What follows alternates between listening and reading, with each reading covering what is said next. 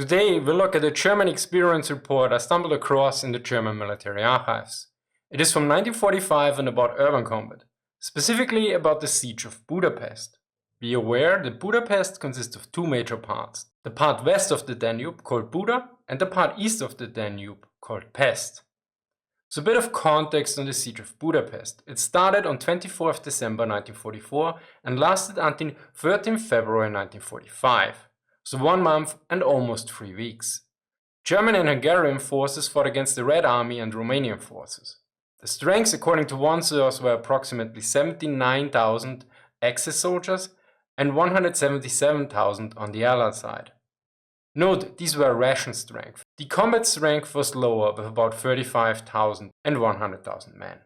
So for the Axis about 44% of the troops were combat troops, whereas for the Allied forces the ratio was 56%. Be aware that the numbers might be different depending on the source. Speaking of the source, let us shortly look at our source. It was filed on the 22nd February 1945. It notes that the commander was an Oberstleutnant Wolf, so Lieutenant Colonel, although his name is written with 2 F's in other sources. Additionally, there's a typo in the division name as well in this source. If you think a Lieutenant Colonel commanding a division is a bit odd, you are right. Generally, German World War II divisions were commanded by a Generalmajor or even a Generalleutnant, occasionally also by a colonel. Yet back to Wolf, he escaped the encirclement on the 13th February 1945. The title of the document notes that the information is based on a talk with Lieutenant Colonel Wolf and was filed 9 days afterwards, so the talk might have even happened earlier. Another interesting aspect is that the report notes Panzergrenadierdivision Feldherrnhalle, but it was renamed into Panzerdivision Feldherrnhalle already in November 1944. I assume that the name was used since the division was destroyed in Budapest and later recreated under the name Panzerdivision Feldherrnhalle I. The report itself consists of 2 major parts. The first is about the preparation of combat in a city, and the second about the combat procedure itself. Let us start with the preparations. For the main line of resistance, the Hauptkampflinie, a house line on the broad street along the outskirts of the cities should be selected. Houses before that line should be used as combat outposts and prepared for destruction. The preparation should exploit available plans and documents. To quote, "Documents for the construction are city plans, if possible, and land registry maps, plans of irrigation and drainage for exploration of watershed and sewerage systems. Drawings of underground passages, fire department maps because of firewalls, air raid protection maps because of developed air raid protection installation of all kinds. Guides familiar with the area are of special importance." Cellars are mentioned as preferred combat positions since they provide cover against artillery fire. It is added that the different floors are also important, since in infantry combat, whoever sits on top and can fight from the top down wins. This not only refers to machine guns, but also light anti-aircraft guns and light anti-tank guns, to be used in a flanking manner. The 2 cm flak is specifically mentioned. The light anti-tank gun was generally the anti-tank gun with the 37 mm, which was introduced before the war and was sometimes called Heeres Anklopfgerät, the army knocking device. Of course, similar capture guns like the Soviet 45 mm and the Czech 47 mm could also be used. As most of you know, tanks are weakly armored at the top. Due to rubble and positioning, that armor could be exposed more regularly than in a regular field battle. Furthermore, their side armor was limited as well. Then there's another factor. The combat distances within a city are generally low. As such, the penetration chances of light guns were increased, as was their accuracy and chances to hit weaker spots on the armor. Finally, due to the low caliber, their rate of fire was high as well. As such, anti-tank weapons that might have been obsolete years ago could be used effectively due to the circumstances. The next part was about connecting the various combat positions, and the wording is quite interesting. Numerous breaches through the basements and on each floor counteract the isolation of combatants. From my understanding, this should increase the cohesion of the fighters and mutually support each other. For covering and fortifying windows and doors, it is particularly mentioned that sandbags should be used and that bricks should be avoided due to the fragmentation effect of the latter. It is added that during these preparations, fake loopholes should be created as well to deceive the enemy. The firing should be conducted from the depth of the rooms in a diagonal fashion. This is pretty much in line from what I read in a sniping report during my time as a conscript. Nope, it was not part of the training. In order to move reserves, messengers, supplies and telephone lines, covered paths should be created in gardens and rear houses. It is specifically mentioned that radio communication often fails within cities, as such the telephone lines are of special importance. About anti-tank gun barricades, it is noted, barricades for anti-tank defenses are built about 20 to 40 meters behind the main line of resistance. They must be laid out according to a uniform plan so as not to block the deployment of own tanks and assault guns, and should not be higher than the height of fire of the assault guns so that they can still fire over them. The depth is unlimited. They cannot be deep enough to make the destruction by the attacking enemy difficult. It continues about the use of barbed wire and combat engineering. Wire barriers of all kinds are used as usual. Cheval de frise are especially important to block off certain areas. The houses forward of the main line of resistance and also in the main defensive area are to be infested as far as no more are needed, by sappers with shock and concealed charges and by mines with all sadism. Now, cheval de frise is a light defensive obstacle that is quickly movable. Old versions generally consist of several stakes and were used against cavalry. You might know them from the Total War series. Modern versions retained the simple design but use more barbed wire and far less stakes, and are used off to block infantry. It is also noted that streets that can be viewed by the enemy should be covered so that the traffic can be hit with unobserved fire. By the way, if you're interested in well-researched books based on sources from the German and Russian military archives, check out the books from our publishing house, the Military History Group. Links are in the description. The last section in the preparation part is about logistics.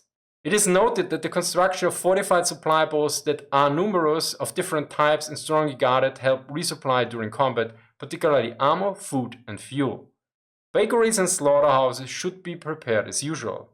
About water supply, it is stated that it can't be prepared too early. The number and capacity of waterworks and management of water supply shall be known.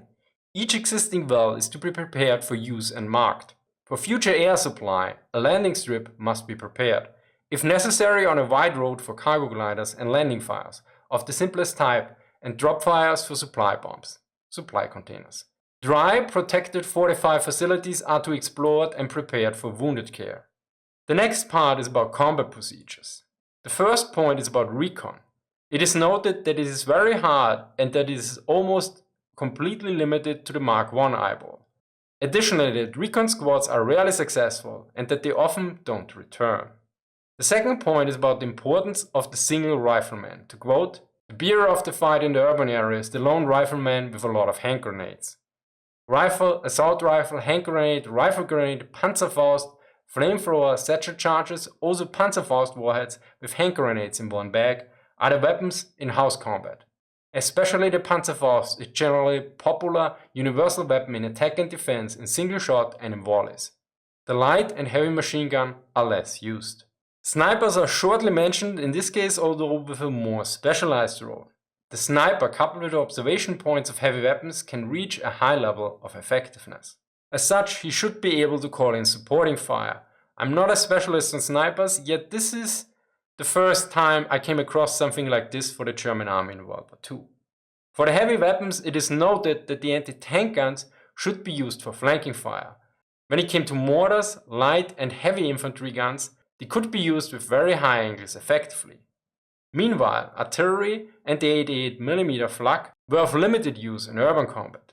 Although it is noted they can be used effectively in a deep defense to contain enemy break-ins. The use of guns close to the front line was generally not effective, since once discovered the enemy would neutralize them. Finally, armored vehicles are briefly mentioned, particularly Sturmgeschütze, Panzer and Hummeln are mentioned. Now the Hummel was a self-propelled artillery gun with a 150mm gun. Yet the way the word was used might imply that it was used for self-propelled artillery in general. So it might include also the smaller brother of the Hummel, the Wespe, with its 105mm gun. It is noted that warheads should use fuses with delay. Against buildings and fortifications, fuses were generally said to explode a while after impact to have a strong effect on the target. About combat outposts, it is noted that they should only be slightly ahead of the main line of resistance, and that in case of attack, they must fall back to the main line of resistance, else they would be lost. It is stated that they're practically listening posts and nothing more. About burning houses in the main line of resistance, It is noted that they should be kept burning, and this will provide 24 hours of silence in that area. Although it is added that immediately after the fire goes out, the house must be occupied, else the Soviets will take it and wait in the rubble. The next point deals with enemy break-ins. Basically, a break-in is when the enemy is able to penetrate the first line of defense, in contrast to a breakthrough where the whole defensive line is penetrated. In case of a break-in, it is noted that the hasty counterattack is going to be performed even with inferior and weak forces. Here again, German doctrine must be explained. The Germans distinguish between a Gegenangriff and a Gegenstoß. The first is generally translated with counterattack, the second literally with counter-thrust or push, although hasty counterattack is used as well. So what is the difference? A counterattack is planned with artillery and other support, including rearward defenses. This is generally used against an enemy that might have established himself in a position. Meanwhile, a hasty counterattack is performed immediately and with local reserves of the defender. It is supported with everything that is available, but there is no time for preparation or waiting for reinforcements. In a 1945 regulation for the infantry, the following was stated. The hasty counterattack must hit the enemy while still in motion. It does not depend on the number, but on the prudence, energy and speed of the fighters. The hasty counterattack must be supported with all available weapons. In the experience report, it is specifically mentioned that local reserves must be available everywhere in order to perform such operations, noting that regimental reserves generally took too long to arrive in time. About the composition of troops, it noted, well-coordinated shock troops with plenty of explosives, Panzerfäusten, and flamethrowers proved particularly effective in this regard. In case the enemy break-in can be defeated, it is noted that they should be contained with deep flanking positions and not to give up the other parts of the main line of resistance. Such positions also allow for flanking fire on the enemy as well. The sixth point is about the combat methods of the Soviets, although the report refers to them as Bolsheviks. Be aware this was the German perception of these tactics, so the actual and/or intended tactics might have been different. The enemy drives forward with 5 to 6 tanks, shoots up the houses, and has the rubble occupied by infantry. Against this, our own tanks, assault guns, etc. are particularly valuable. The report continues that in case the Soviets have no tanks available or if they can't be used, that infantry infiltrates into the lines. To quote the report, first come 8 to 10 man infantry. The 11th at latest already has parts of a dismounted anti-tank gun, if it cannot be pulled. About artillery and mortars, the report note that they are rarely used and generally ineffective due to many cellars and underground corridors. About service and supply, the report specifically covers air supply by cargo gliders and supply bombs, so supply containers dropped by planes. Here the report notes that food should be provided in cargo gliders, whereas ammo and fuel should be brought in with supply containers. An explanation is also provided, namely that supply containers are generally plundered by civilians for food. The report also provides an estimate on how many supply containers actually reach the troops, 12 to 15%, whereas the rest either drifted to the enemy, was lost in the ruins, or plundered by civilians. For cargo gliders, it is noted that they often crash between houses, but that their payload can be salvaged even if the pilot is incapacitated. About dealing with wounded, it is noted, removal of the wounded from the main line of resistance is mostly possible only in darkness. Their care cannot be careful and loving enough. In Budapest, many wounded have died of pneumonia and debilitation as a result of storage in damp underground passages and lack of nutrition, not from their wounds. The final point was about civilians. It is noted that civilians help during the preparation of the defensive line and are moved back once the combat starts. It is not stated if this was enforced or not, yet the final paragraph indicates that the population of Budapest was not always supportive, quite on the contrary. In the eastern part of Budapest, the population partially supported the Bolsheviks during the struggle and even imprisoned their own soldiers in cellars, etc. In the western part, on the other hand, they helped the troops in an explanatory manner to the very end. For context, the Battle of the eastern part of Budapest, namely Pest, took only until 18th January 1945, whereas the Battle of the Western Part Buda took until 11th February 1945. One interesting aspect about the report is that the Germans even at this stage of the war passed on experience reports. As previously mentioned, Wolf broke out on the 13th February, and the report about the talk with Wolf was stated on the 22nd February, but the talk might have happened even earlier. It would be interesting to see if this information was used by defenders of Berlin or not. By the way, if you want to know more about the Battle of Berlin, be sure to check out 16 Days in Berlin. I have also a short appearance in it. Thank you for watching and see you next time.